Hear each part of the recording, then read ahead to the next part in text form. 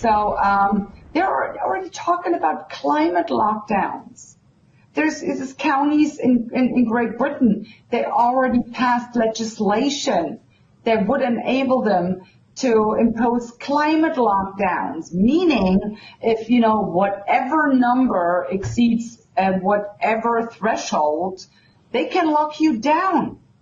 And then you will stay in your assigned area, which leads us up to these despicable 15-minute ghettos.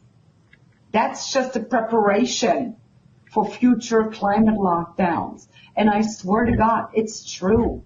Because what they realized during COVID is when they imposed these curfews, and in Germany it was like you were not allowed to leave your house for more than 15 kilometers.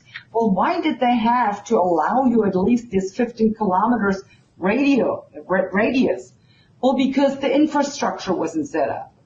And they will do that with these 15-minute ghettos. You will have everything you need for your daily need within a 15-minute walking distance. And if you think that the next lockdown, you will be allowed to move 15 kilometers around your house, no, you won't. Wow. Don't even count on that. It will lock you down. If I may, a vision of the future. What time do you normally wake up in the morning? That's kind of an intrusive question. Somewhere between 6 and 7. Okay, 6 o'clock. Tomorrow morning, right, your alarm goes off at 5 a.m., right? The voice comes through your alarm clock, and it says, last night I noticed a heart irregularity, the third one you've had this month. We've decided that we need to schedule you for an appointment today. I've pre-scheduled your doctor's appointment. Your personal devices now, all that information has been uploaded, and we've done a full DNA analysis of everybody fits your age, your ethnic community, etc. The schedule is already there. Since I predicted the driving pattern to get to your hospital appointment, I had to get you up an hour early. Apologize, sir. Right? I preloaded the directions into your self-driving car. Right? I've also moved your coffee order from your normal Starbucks to one that's on the way. And we are going to the heart doctor, so I made a decaf. The COVID-19 crisis could be a really watershed moment, a moment of significant change in the history of surveillance, because surveillance is being revolutionized, transformed from over-the-skin surveillance to under-the-skin surveillance. Previously, governments were collecting data about what we do, who we meet, where we go, what we watch on television. Now, with this epidemic, they increasingly focus on what's happening inside our body. What's our blood pressure, our body temperature, our heart rate? Now, this can be used, of course, to identify if you're sick and to create a better healthcare system. It's such for a government or a corporation, it's like the most important thing in the world to know what people actually feel. No, tyrants have fantasized about it throughout history, but they could never actually do it. Mm-hmm. In the USSR, Stalin had this, the huge secret police, and later the KGB, following people around all the time. But the KGB couldn't follow every Soviet citizen 24 hours a day. And even if you had a KGB agent following you, he couldn't know what you're actually feeling. If you heard a speech by Stalin on the radio, you smiled and you clapped your hands. What you actually felt, the KGB didn't know. But a future KGB could know what you actually feel when you hear a speech by the big leader. You can smile and clap your hands, but if your body temperature and blood pressure and heart rate indicate that you're actually angry, you can't hide it from this new biometric secret police.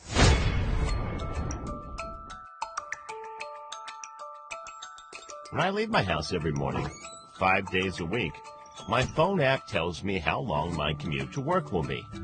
Today, it tells me that I could make it to work faster by train due to an accident on the highway. Each street I walk into recognizes me, along with other commuters, and sends alerts on human traffic for both the trains and buses. At the station, the retail and F&B outlets send out offers to customers in their database. Each platform is allowing a certain number of people to safely board the train. I board the train after a slight delay, and off I go. 10 minutes away from my stop, I receive a message from my usual coffee shop, asking if I'd like them to prepare a long black, my usual morning coffee. The train arrives at my stop, and I leave the platform as the exact amount for the ride is deducted from my account. I walk past the coffee shop to pick up my long black, as the coffee cost is deducted from my account automatically. As I'm about 5 minutes away from the office, I get a message asking whether I'd like to get a vacant workstation prepared. I am given a few choices, and I pick one with a nice view. My IP settings are then set at the workstation, including my preferred light adjustments. I enter my office building, and I get facially recognized and automatically scanned for dangerous items or illegal substances. Once cleared, I am informed to take a specific elevator to the floor where I have my workstation ready and waiting. I walk past the security doors and reach my workstation and settle in. Another day starts. If you walk into a room and there is a picture of Kim Jong-un on the wall, and the bracelet picks up the signs of anger because it has access to your brain, that's very bad news for you. Even George Orwell's 1984, they couldn't really get into your brain. There was still this air of private world, and this is about to disappear. In the West, the main concern now is what is known as surveillance capitalism. That, okay, it's not a kind of dictator that spies on your brain, but you have all these corporations and maybe all these government agencies which are monitoring what's happening inside your body. I mean, COVID makes it accelerates the process of digitalization and automatization. It legitimizes the deployment of mass surveillance, and it makes surveillance go under your skin. The important thing to understand is central bank digital currencies are not currencies. It's a financial transaction control grid. If you don't behave, you can have your money turned off. How concerned are you about the collapse of the U.S. dollar, sir? It's the end of the dollar system.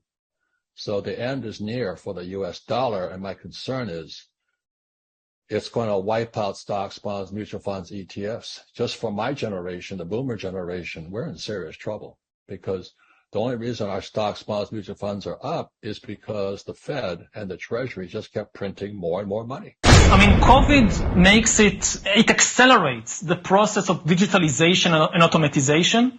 It legitimizes the deployment of mass surveillance, and it makes surveillance go under your skin. This is Richard Werner, the top academic scholar in the world on central banking. The nature of this CBDC, what is it actually going to look like? They never talk about that. Right.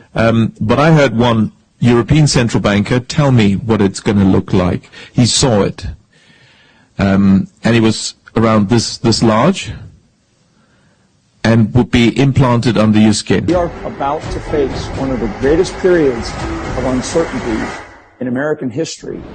Organize your finances, expand your knowledge, your insight as to what it is that you have, and then start making decisions. And one way to protect your money is by investing in precious metals, gold and silver. That's always been a great way to make sure that you keep your money and you keep it safe. When you go to bh-pm.com, use promo code TRUMP. That way, if you decide you want to invest in gold and silver, you'll save yourself a little bit of money.